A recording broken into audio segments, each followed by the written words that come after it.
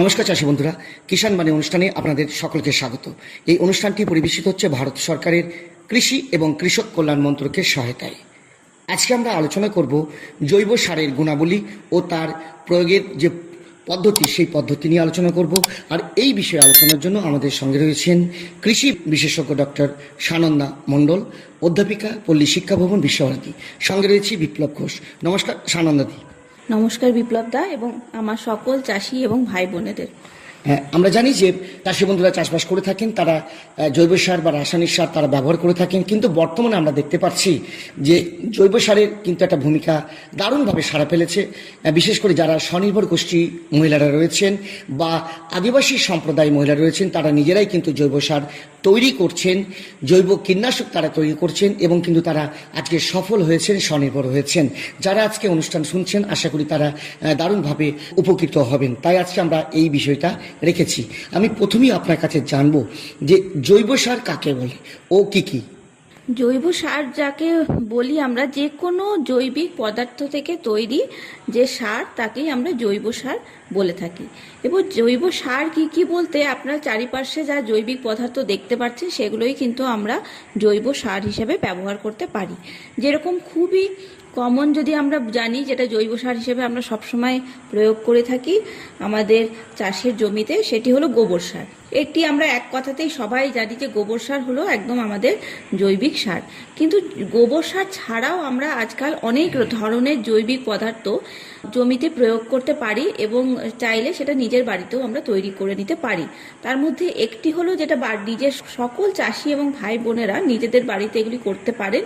সেটাকে আমরা একটা রান্নাঘরের যে ওয়েস্ট, যে আবর্জনা যেটাকে আমরা ফেলে দিই, যেটাকে আমরা ব্যবহার করি না, সেটাকে কিন্তু আমরা খুব সহজেই ব্যবহার করতে পারি। যেমন আমরা কাঁচা শাক সবজি ফল যেগুলো বাজার থেকে আনি, তার খোসাগুলো যেগুলো আমরা ফেলে দিই, সেগুলোকে একটা গর্তের মধ্যে যদি আমরা জমাতে থাকি, তাহলে কিন্তু এইখান থেকে খুব ভালো একটা জৈব সার তৈরি হতে পারে। এর মধ্যে ডিমের খোলা, মাছের আঁশ, তার কাঁটা, মাংসের হাড়, যে কোনো আমাদের বাগান থেকে যদি কিছু পাতা পড়ছে সেগুলো সমস্ত কিছু যদি এক জায়গাতে আমরা ফেলতে থাকি, হতেই পারে যে আমাদের বাড়িতে কোনো ছাগল মুরগি কিংবা গরু নেই, কিন্তু আমাদের প্রত্যেক দিনের যে দৈনন্দিন জীবনের যে আবর্জনাগুলো, যেগুলো আমরা খুব সহজেই ফালতু বলে একদম ফেলে দিই, সেগুলোকে যদি আমরা একটা জায়গায় গর্ত করে পচাতে পারি, তাহলে কিন্তু সেটা খুব ভালো একটা জৈবিক সারের প্রয়োগ আমরা বলতে পারি। তো এছাড়া আরও অনেক কিছু আছে, যাদের বাড়িতে ধরুন গরু আছে, ছাগল মুরগি আছে, তো তাদের যে মলগুলি সেগুলোকে আপনারা কালেক্ট করুন এবং সেগুলোকে একসঙ্গে চাষ জমিতে দিন। তাছাড়াও আজকাল অনেক জায়গাতেই পঞ্চগব্য অনেকেই তৈরি করছেন, ভার্মি কম্পোস্ট তৈরি করছেন, যেটাকে আমরা কেঁচো সার হিসেবে জানি। কিছু কিছু জায়গায় এটা সর্বত্র প্রয়োগ হচ্ছে সেটা বলবো না, কিছু জায়গাতে দেখছি এখন গোমূত্রকেও, যাদের বাড়িতে গরু আছে, সেটাকে একটা সংগ্রহ করার তারা একটা পদ্ধতি বিভিন্ন রকমভাবে অনেকেই করছেন। কোথাও তারা কোনো ড্রামে বা কিছুতে সংগ্রহ করছেন, কিছুজন সেটাকে একটা পাতলা ড্রেনের মাধ্যমে নিয়ে গিয়ে জমির সঙ্গে একটা কানেক্ট করছেন। তো এই গোমূত্রটাও কিন্তু খুব ভালো একটা নাইট্রোজেনের সোর্স। যদি আপনারা জমিতে দিতে পারেন, যাদের বাড়িতে গরু আছে, তাহলে কিন্তু তারা খুব ভালোভাবেই উপকৃত হবেন।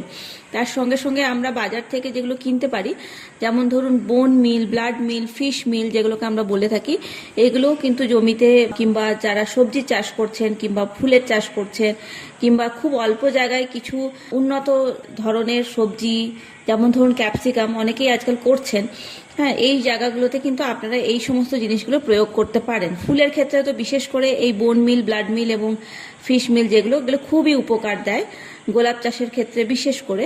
তাছাড়া আমরা সরিষার খোল, তারপরে অ্যাজোলা যেটা আমরা অনেক সময় ইউজ করি ধান খেতে, তো সেটার গুঁড়ো পাউডার ফর্মেও পাওয়া যায়। অনেক সময় অনেক কেবিকে কিংবা অনেক চাষি ভাইরাও আজকাল নিজেদের বাড়িতে একটা ওই সিমেন্টের পাত্রের মধ্যে অ্যাজোলা করছে এবং সেগুলো জমিতে প্রয়োগ কিন্তু করছে অনেকেই।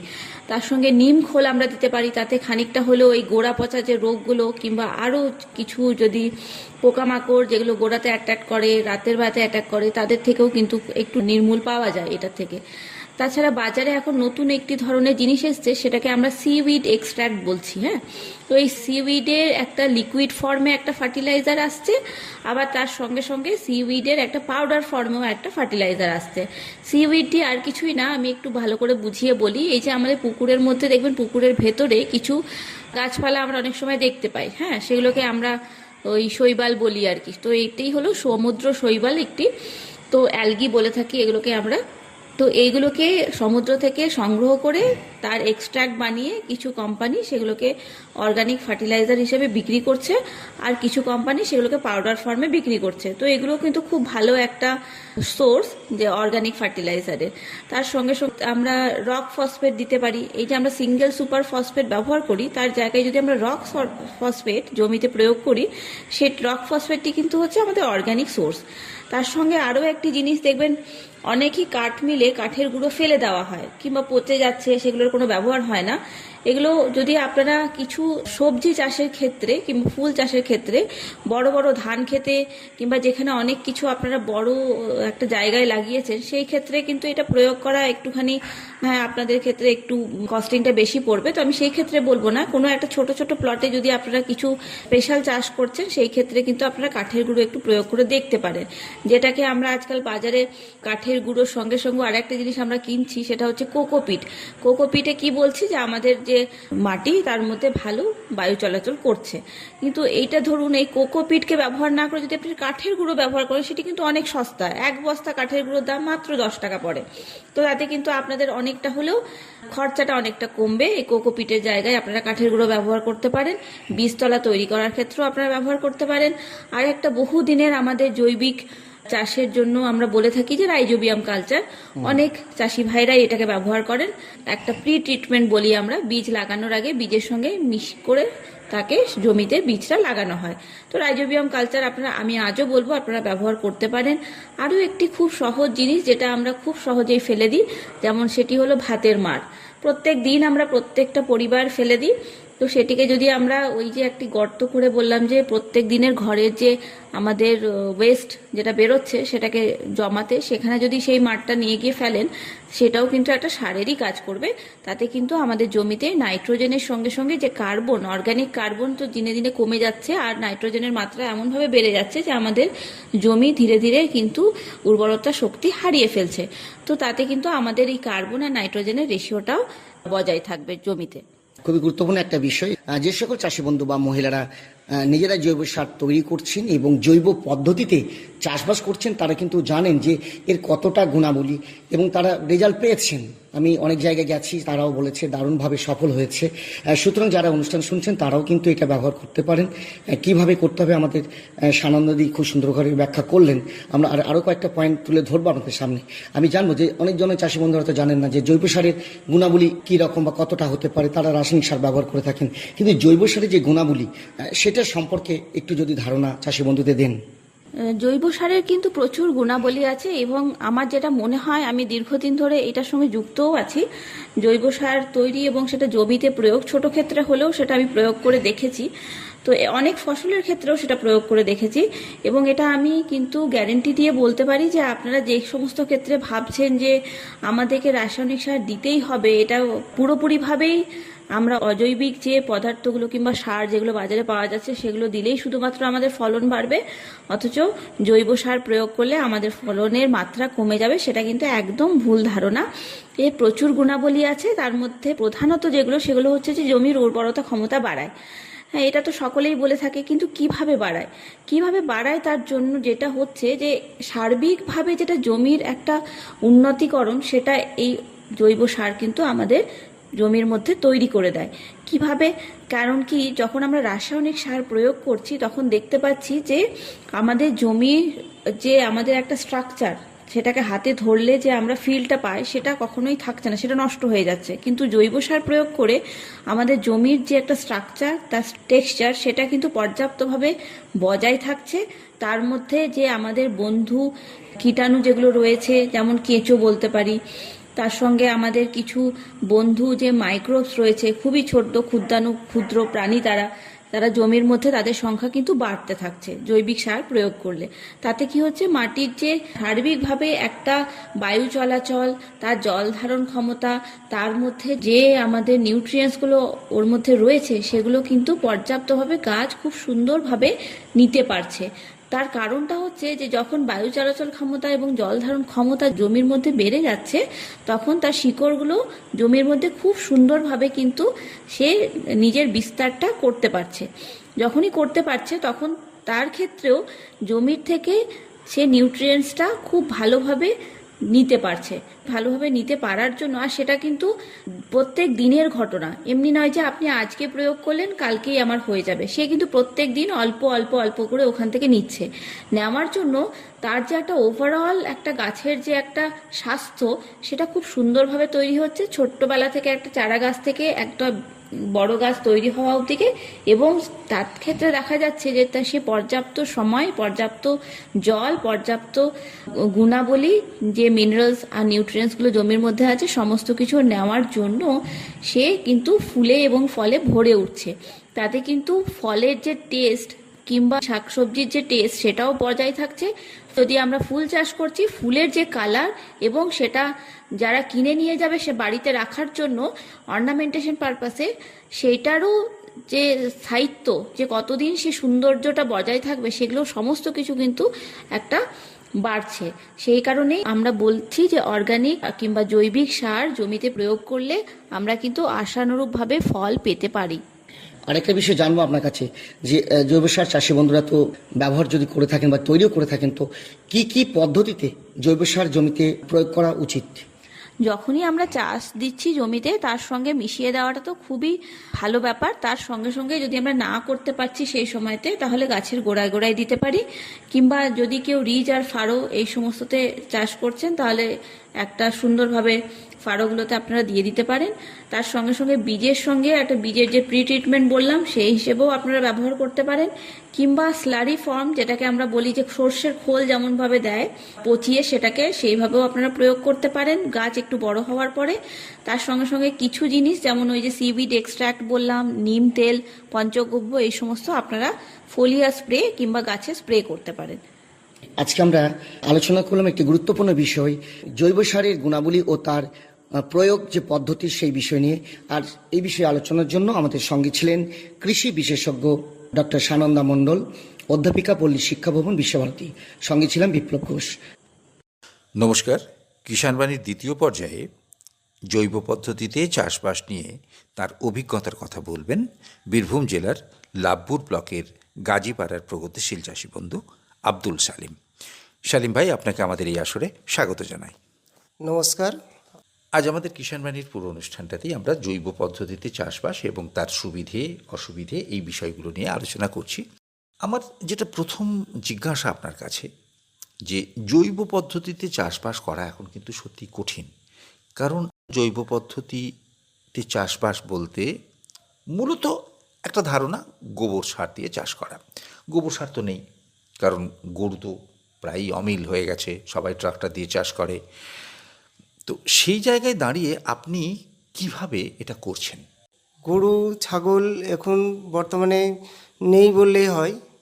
তার বিকল্প হিসেবে আমরা এখন করছি যে জমিগুলো হয়তো দুবার ধান লাগানো হয় না, যে জমিগুলো, সেই জমিগুলোতে আমরা এখন একটা জো পেলে বা বর্ষার আগে চাষ দেওয়া, যে জমিগুলো ঘাস যাতে না হয় তার জন্যে চাষ দিই। সেই চাষের সময়ে আমরা অল্প বৃষ্টি হলেও যদি চাষ দেওয়াটা হয় মাটিতে, সেই ক্ষেত্রে আমরা কিছুটা সবুজ সারের জন্যে ধনচে বীজ বিঘা প্রতি 5 কিলো করে ওইগুলো ছড়িয়ে দিই।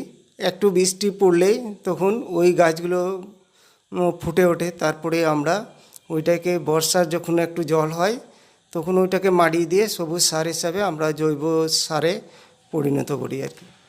আপনি বললেন দু চাষ যেখানে হচ্ছে না, অর্থাৎ বোরো ধানের চাষ যেখানে হচ্ছে না। বড় চাষটা যেটা চাষ হচ্ছে খরাতে, যেটা চাষ করা হয়, সেই ধানের জমিতে তো ধান তুলতে তুলতে বর্ষা চলে আসে, যার কারণে ওই ধান তোলার পরে ওই ধানগুলো সামলাতে আর করতে, কেটে আনতে, তারপরে আবার মেশিনে কাটলে পরে সেই জমিতে যে খড়গুলো পড়ে থাকে, সেই জমিতে চাষ দিয়ে ধুঁচে ফেলানোটা খুব কষ্টকর ব্যাপার। কেননা ওতে রোটার বলুন আর নাঙল বলুন, খড়টা না পচা পর্যন্ত কিন্তু চাষ জমিতে ভালো হয় না। আর ওই খড়গুলো পচেও আবার জৈব সার হিসাবে জমির উপকার হয়, যাতে যে খড়গুলো ট্রাক্টরের কেজাল দিয়ে মাড়িয়ে দিলে ওই খড়টা মাটিতে বসে গেলে ওই খড়টাতেও কিন্তু জৈব সারের কাজ করে। যেটা গ্রীষ্মের চাষ দিচ্ছেন, সেইখানেই ওই ধঞ্চের বীজটা ফেলে দিচ্ছেন। এটা কি সব জমিতেই করেন? একটু বৃষ্টি হলে বেশিরভাগ জমিতে আমরা করি যেগুলো, কেননা এখন তো গোবর নাই। এবছরে ফেলেছেন বা ফেলবেন? এবছরে এখনও ফেলিনি, এই বৃষ্টিটা এবারে খুব ভালো সময়ে হয়েছে। এই জোটা এলে আমি এই জয়েই ধঞ্চে চাষটা শুরু করব। অনেকে বলছেন যে ধঞ্চে চাষ করার একটা সমস্যা এই মুহূর্তে হয়েছে, সেটা হচ্ছে যে বর্ষা যেহেতু দেরি করে লাগে, তাই ধঞ্চের গাছ অনেক বড় হয়ে যায়, মাড়িয়ে দেওয়ার জন্যে যথেষ্ট পরিমাণ জল পাওয়া যায় না। আর যখন জলটা পাওয়া যায় বর্ষার জল, তখন কিন্তু ধঞ্চে গাছ অনেক বড় হয়ে মোটা কাঠি হয়ে যায়। এই সমস্যাটা কি আপনার ক্ষেত্রে হয় না? এই সমস্যাটা হয়, কিন্তু এই সমস্যাটা হওয়ার আগে যখন দেখি যে চাষ দেওয়ার উপযুক্ত জল না থাকলেও অল্প জল যদি থাকে, দেখি আমার গাছটা 3-4 ফুট হয়ে গেছে, সেক্ষেত্রে বর্ষার সময় চলে এসেছে অথচ বর্ষার বৃষ্টি হচ্ছে না, তখন অল্প বৃষ্টি যদি হয় তাহলে ওকে শুধু ট্রাক্টরে চাকা দিয়ে মারিয়ে দিই, চাষ না দিয়ে গাছগুলোকে ভেঙে দেওয়া হয়, যাতে গাছগুলো জমিতেই পড়ে থাকে। যখন ভারী জল হয় তখন ওই জমিতে ট্রাক্টরে চাষ দিলে ওই গাছগুলো কিন্তু আর সমস্যাটা আর হয় না আমার। এই ধঞ্চে লাগানোর সুবিধাটা কি পান? এই ধঞ্চেটা সুবিধা একমাত্র হচ্ছে যে এই জমিতে নিড়ানিটা কম দিতে হয়, ঘাস হয় না প্রথমত। দ্বিতীয়ত সবুজ সার হিসাবে খুব ভালো মাটিতে একটা অণুজীব তৈরি হয়, যার কারণে আমাদের যে চাষগুলো করি তাতে মাটির উর্বরতা শক্তি অনেকটাই বৃদ্ধি পায়। এই ধঞ্চে চাষ করার ফলে আপনার ধান চাষ করার সময় রাসায়নিক সার কীরকম কম দিতে হয়? এই ধঞ্চে চাষটা করলে রাসায়নিক সারটা, যেটা আমরা 10-20 আর যে মূল সারটা দিই, সেই সারটা দিতেই হয় না। শুধু চাপান সারটা যেটা লাগে, যেখানে 1 কেজি লাগে সেখানে কিন্তু 500 গ্রাম দিলে কাঠাপ্রতি আমাদের এই ধানটা খুব ভালোভাবে উঠে যায়। অনেকটা সাশ্রয় হয় তার মানে। 5 কেজি ধঞ্চে বীজের 200 টাকা দাম, 40 টাকা করে কিলো। যে 10-20 আমার যদি 1 কিলো করেও দিই, 20 কিলো 10-20-এর দাম, সেখানে তো 40 টাকা কিলো পার 800 টাকা। ওখানে 800 টাকা খরচা হচ্ছে। যে চাপান সারটা দিয়ে আমরা ইউরিয়া, সেটাও আমাকে 1 কিলো করে দিতে হতো, সেটাও আমি 500 গ্রামে নামিয়ে নিয়ে আসতে পারি। এবং ধানের গ্রোথ এবং ধানের সবুজ থাকার জন্যে চাপান সারটাও কম দিই। আর রাসায়নিক সার কম দিলে পরে পোকামাকড়ের উপদ্রবও কম হয়। একবারেই পোকামাকড় এতে খুব কমই লাগে। রাসায়নিক সারের যে হারে মাটির উর্বরতা শক্তিকে টেনে তুলে নেয়, সেই হারে মাটিটাকেও নষ্ট করে, উপরন্তু রোগ জীবাণু অত্যধিক হারেই বাড়ে জমিতে। এবার যে জমিগুলোতে আপনি ধঞ্চে চাষ করতে পারছেন না, সেই জায়গাগুলোতে বললেন তো যে খুব সামান্য পরিমাণ সারটার হয়, জৈব সার, তো সেগুলোতে আপনি কি করছেন? রাসায়নিক সার কি বেশি করে দিয়ে দিচ্ছেন, নাকি ধঞ্চে ছাড়াও অন্য কোনো জৈব সার ব্যবহার করছেন? না, এইগুলোতে আমি হর্টিকালচার দপ্তর থেকে সাবসিডিতে 50% সাবসিডিতে আমি 4খানা চৌবাচ্চা করতে পেরেছি ব্লক থেকে।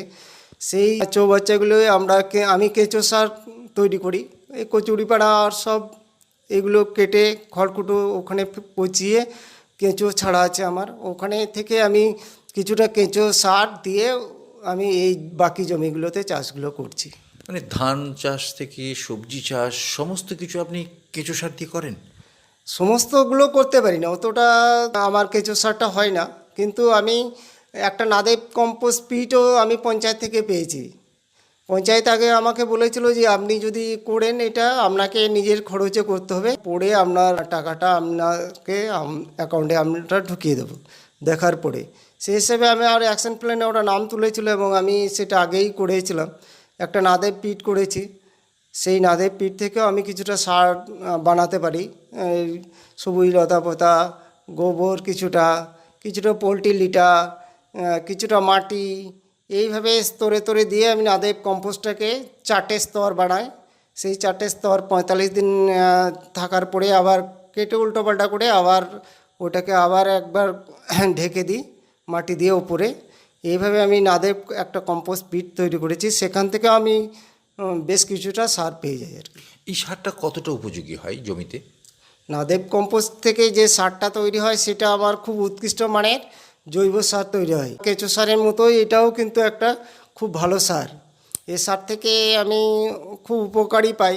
আমার জমিতে একটা দেখেছি, লাস্ট দিকে যদি আমার জমির বর্ষা না হচ্ছে, ধানে সবার টান পাচ্ছে, দেখি আমার ধানটা তখনও সবুজ হয়ে রয়েছে। কেননা আমার জমির এই সারগুলো দেওয়াতে জমির মাটিটা উর্বর থাকে এবং জল ধারণ ক্ষমতাটা মাটিতে বেশি থাকার জন্যে আমার ধানটা কিন্তু খুব ভালো থাকে এবং ধানের গ্রোথও ভালো হয়। এই যে জৈব সারগুলো দিচ্ছেন, এর সঙ্গে রাসায়নিক সার আপনি কিছুটা মিশিয়েও দেন। অল্প লাগে আমার, সবটাই তো রাসায়নিক সারে চাষ করছি, কিন্তু একসঙ্গে সমস্ত সারটাই যদি বন্ধ করে দিই তাহলে আমার ধানটার ফলনটা কিন্তু কিছুটা মার খাবে।